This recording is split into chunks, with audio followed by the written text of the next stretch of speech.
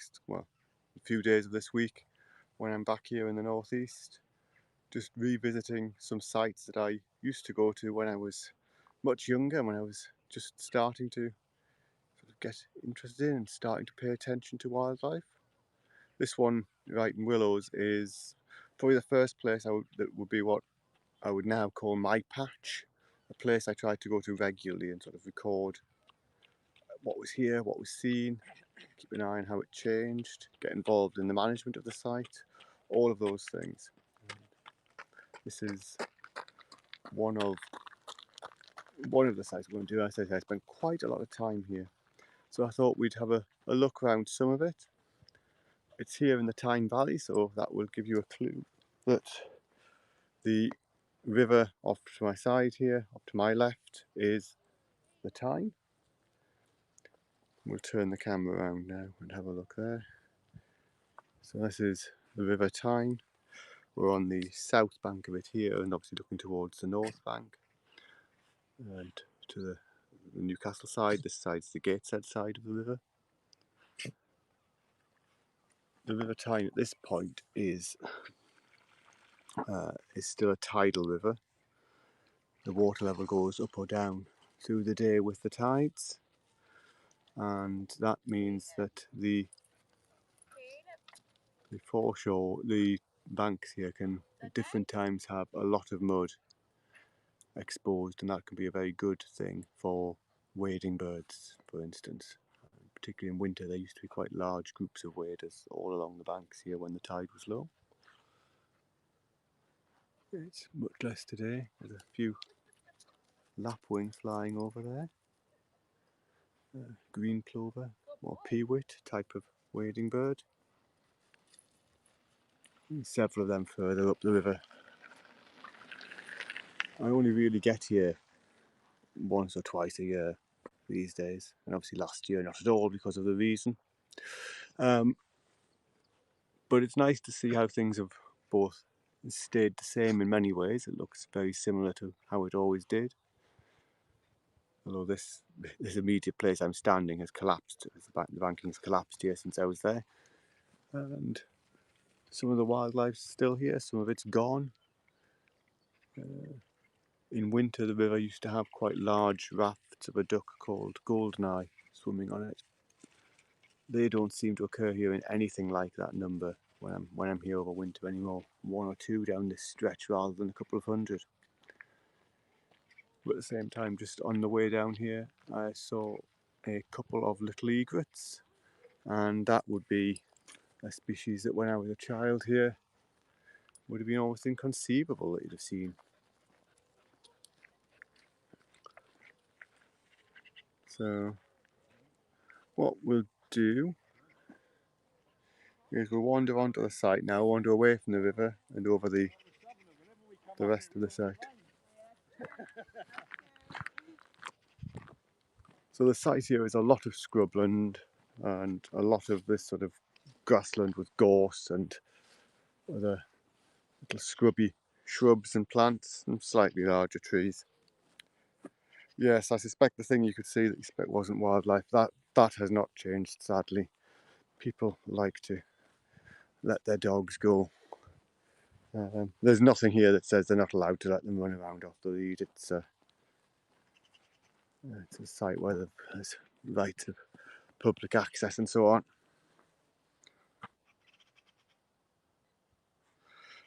But yes, dog disturbance is always a problem on sites that people have access to, unless you prevent the dogs being there.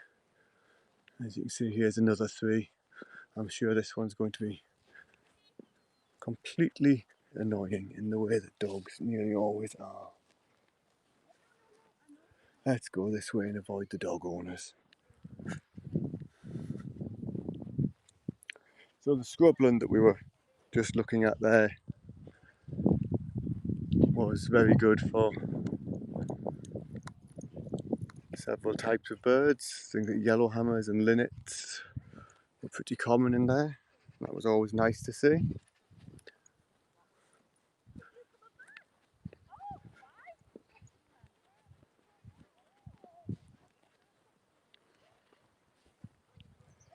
And yeah, this was a place I spent a lot of time when I was sort of in my teens, before I moved away from this part of the world. This was sort of my patch, the place I looked after, or tried to keep an eye on, tried to learn all the wildlife. Wasn't particularly doing insects at the time, although I'd saw something interesting, I would of course have a go at it, as you always do. But it was much less doing insect ID than I am these days. So I've never actually run a moth trap on this site.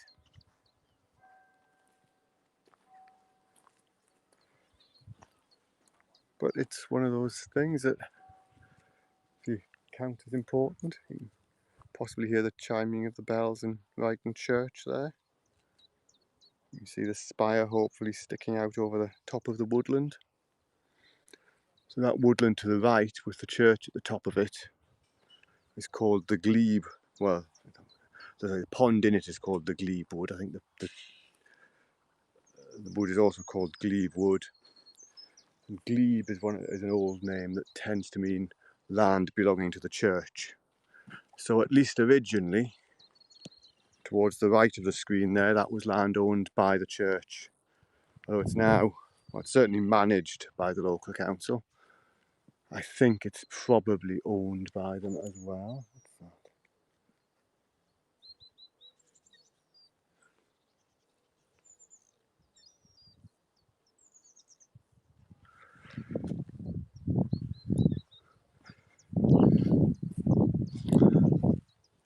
And yeah, in a way, the site, you can think of this site as sort of about being in 3 or 4 layers. There was the river where we started, and that provides obviously the river itself, the water habitat and the muddy banks.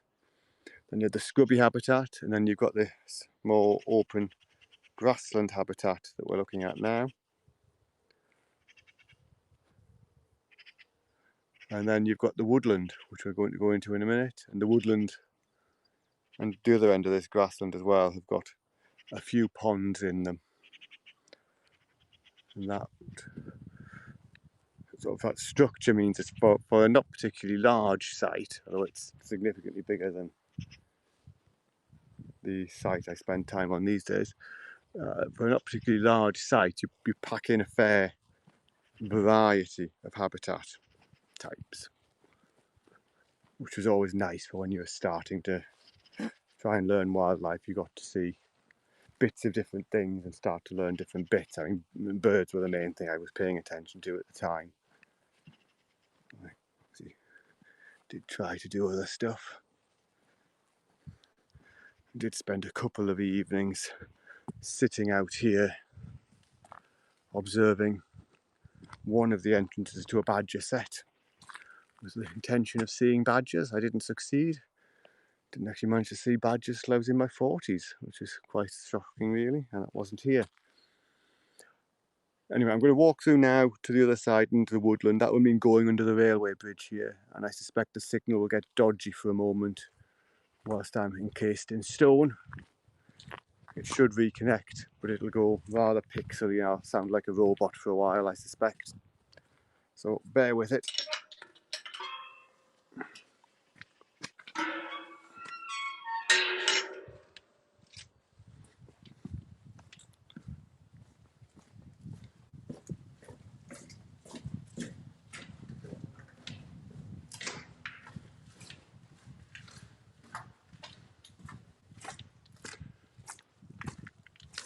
And what we're coming to here is called Station Bank. And well, you've just seen that we've walked under the railway, and there used to be a railway station here. It's been closed for a long time. It was one of the ones that was closed with the Beaching Act about the 1960s. That closed a lot of the smaller and less used railway stations.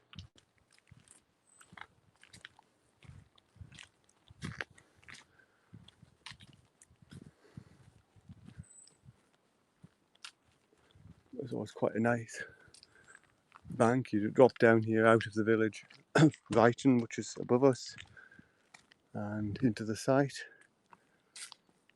It's not very steep, but it's a reasonably steep hill. Certainly in winter this thing could be covered in ice. It could be quite fun getting down here without slipping. But you go back quite a while and you'd be walking down here towards the railway station, which would be here. Obviously there's the railway now, you can't go on there. This gate that we're coming towards is locked. It's for access for the railways, but we'll just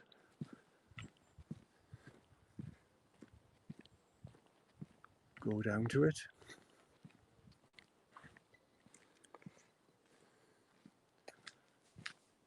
So this would probably have been where the old station was. Not really any sign of it now, unless you know what sort of thing you're looking for. But the railway is here, and this is the bit of the railway you would use if you were going from Newcastle across the country to Carlisle and so on. Only ever been on this railway route once, I think, but it is quite a nice route. Once you get through here. You go up the Tyne Valley and you see quite a lot of nice scenery as you travel.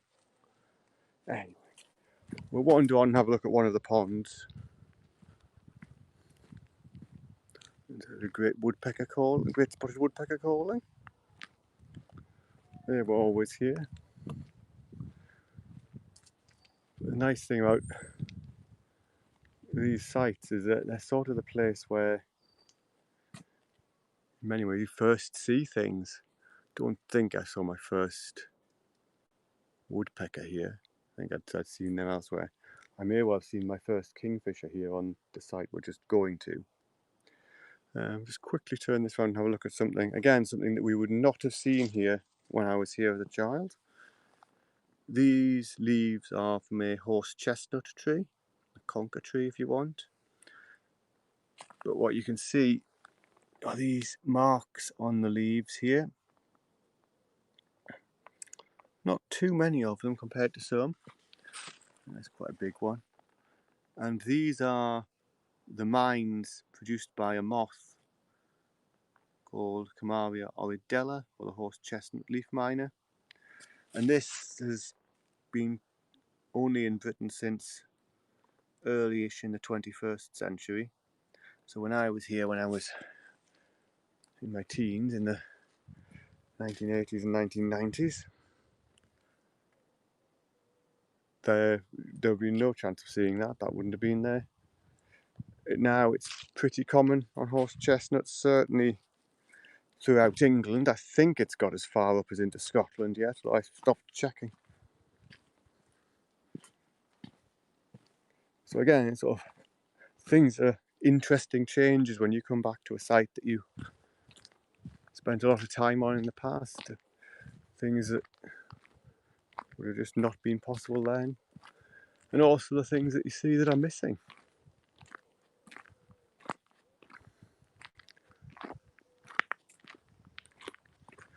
So this pond that we're coming up to, it seems the vegetation is a lot more overgrown than it used to be, because you'd been able to see the pond some years ago already. But this is called the curling pond. It's called that after the game curling, which people may have seen in the Winter Olympics in previous years or elsewhere. And it's essentially a game where large heavy stones are skimmed over the ice. There's people with brushes brushing the ice in front of them to make the stones go. You're trying to get this curling stones into a place. And this was called the curling pond after that game, because there was a curling club based down here around this pond. They didn't use the pond itself for curling. You need pretty smooth and clear ice for that game, but there were constructed curling rinks off to the side here, which you can't really see much of. But if you were to go through, if the vegetation wasn't here, Yes, there was a train went past, just proving I was right that there was a railway. So there used to be the curling pools off to the side here where we're standing now, and a curling club where people came in to play. And the pond that's just beyond it was then given the name, the curling pond, off the back of that. And we did find when we were doing some work here a couple of curling stones, the big old heavy stones that were used in that game, with their wooden handles completely rotted away, of course, buried in the mud here. So for quite a while, when I lived with my parents, we had one of them in the garden that we collected from here. And there's a couple of mallards sitting on there. Very the common sort of generic duck, I guess, mallard. There's several of them swimming on the water here. Let's zoom in a bit, or I think the camera is going to decide it prefers to focus on the vegetation nearby rather than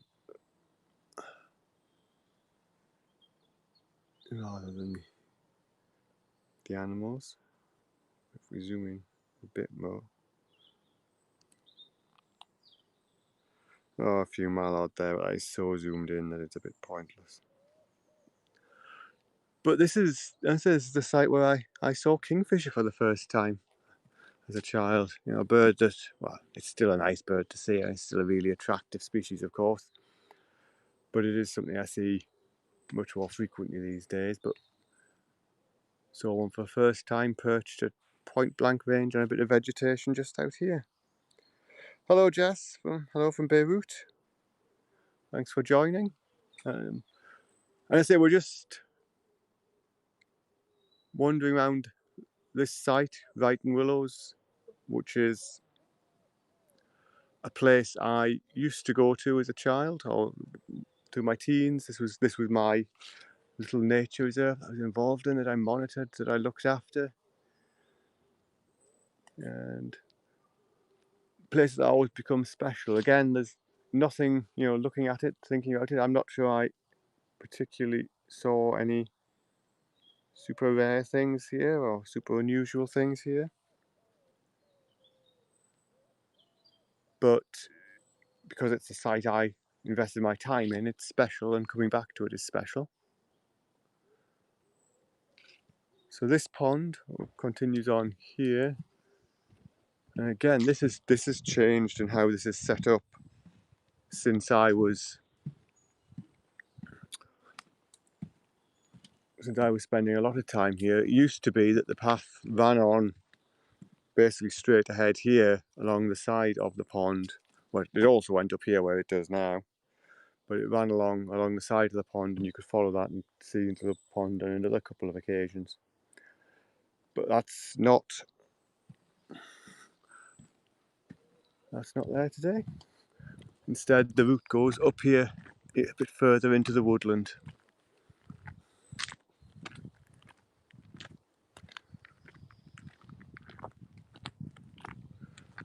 So nicely cool in the wood compared to outside. It's rather, at least for Britain in September, rather a warm day.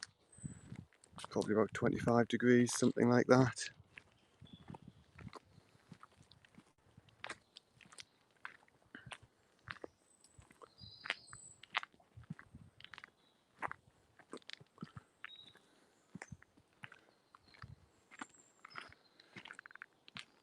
And here's one of the jobs that even back then, 20 or 30 years ago, we were spending a lot of time on, was dealing with this plant here.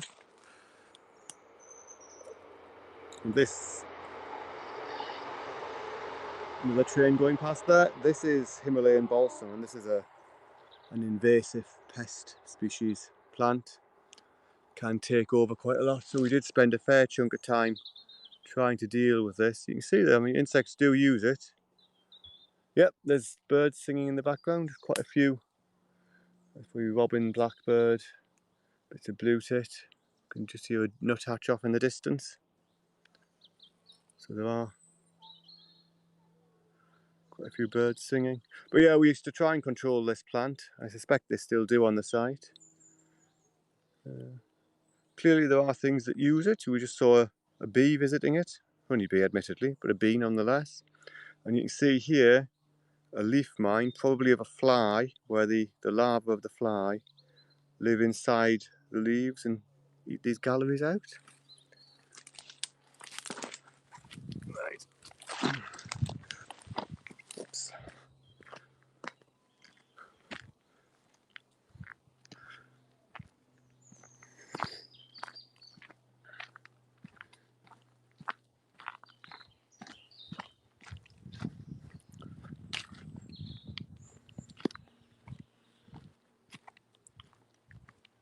And you can see remnants here of a big old tree that's fallen.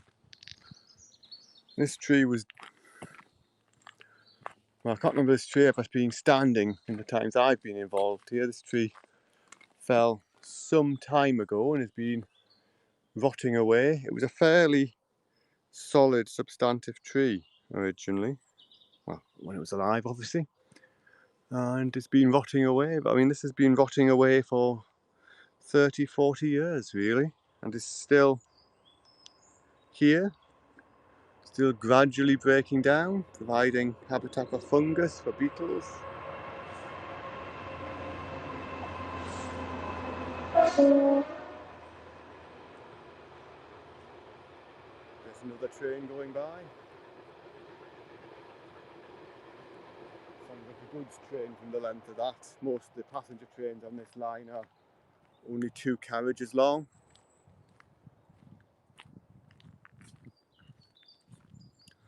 And then we've got a wall and just some semblance of the old uses that the site had and old structure.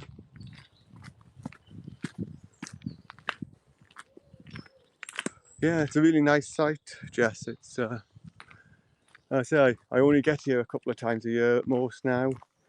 When I'm back up and visiting my parents in this part of the world, I always try to, if I can, revisit some of the wildlife sites where I was sort of cutting my teeth as a young man.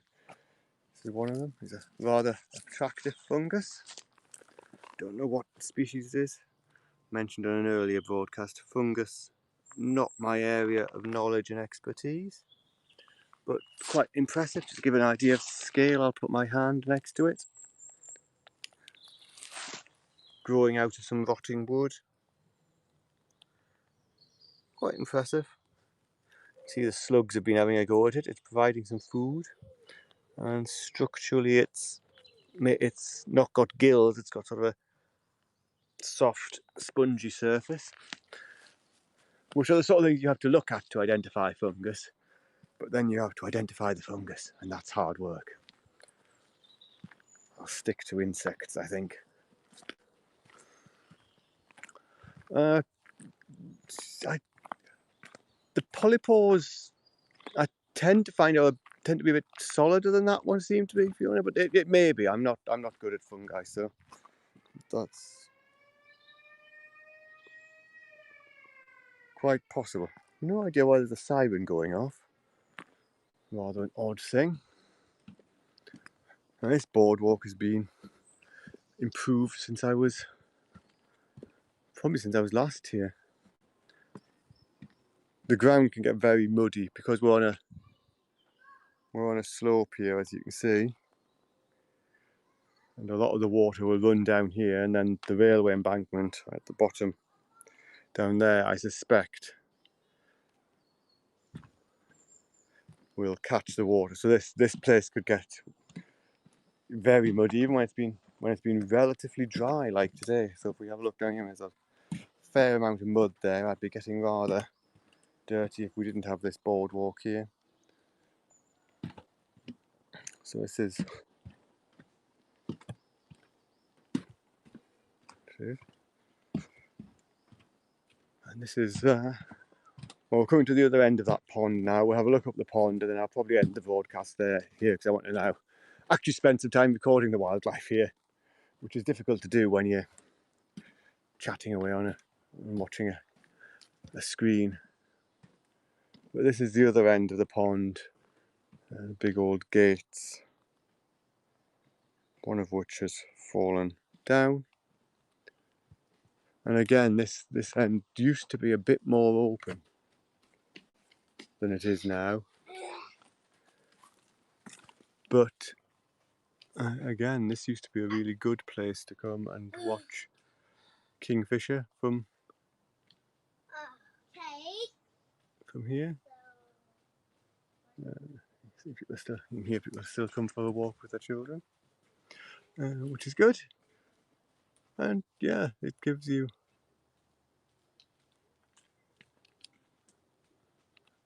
I say the vegetation is rather grown here compared to what it was previously. You used to be able to see most of the way down the pond from here. It's overgrown a bit more now. It's not particularly a bad thing.